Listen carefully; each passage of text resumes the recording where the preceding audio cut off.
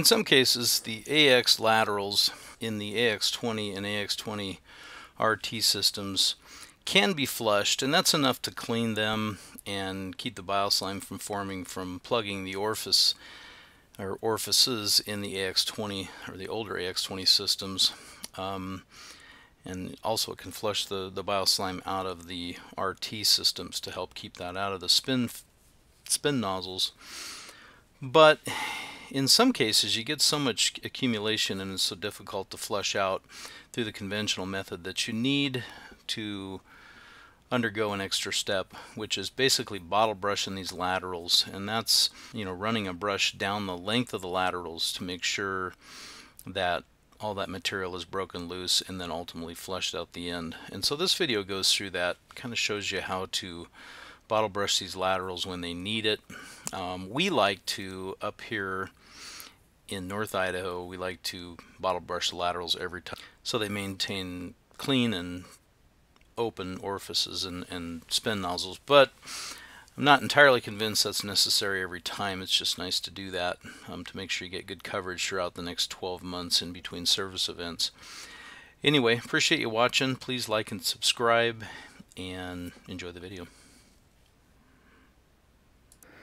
Alright, so we're going to go ahead and bottle brush this thing. If you look at these orifices, I've got the orifice shields removed. You can kind of see that there's a little bioslime, especially in this one over here, kind of plugging it up. So by running the bottle brush through there, it's more effective than just flushing the lateral. It'll actually clean the bioslime out of the pipe and out of the orifices to open up that lateral again. Alright, so Cass has got the brush. It's a long rod with a brush on the end. He's going to run that down the lateral. If you look at the orifices that we shown earlier, you can kind of see that some of the bioslime came squirting out when he brushed it. So we ran that all the way down to the end, and then once that's done, we're going to go ahead and flush these laterals, and quite a bit of that goo will come out.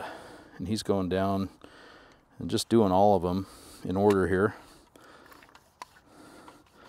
And let's run it back and forth a little bit. Doesn't take a lot because that brush is pretty effective. If you can see that end of the brush, it's pretty covered with wonderful goo. So we'll show the flushing sequence here. So Cass is going to turn the pump on. We're going to watch some stuff come out. I'm going to get back a little bit because it might spray somebody, i.e. me. Yep, ready to go. So now we're just flushing them. You can kind of see how much stuff came out of that. It was pretty dark. And if we go over here to the orifices, you can see that they're pretty clear. The valves are open, so it's not going to squirt up like it's supposed to, but we'll check that here in a minute.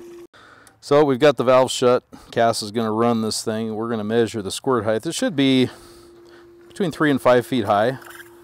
So if you look at these, I got to get back because it's way up there. It's pretty high, which looks good. I mean, this is like brand new as far as squirt height goes. This is what we want to see after we bottle brush it. If you test squirt height prior to flushing or bottle brushing and it's not looking good like this, then, or you don't get even coverage across the media, you're going to want to address the bioslime in the laterals on these AX20 units. I think we showed this in a previous video, but after we bottle brush this system, we're running it just to see what kind of coverage we get on all the orifice shields and emitters. And it looks fantastic, actually. We get good coverage all the way back to the far end here, and good spray across the entire bed of media in this case.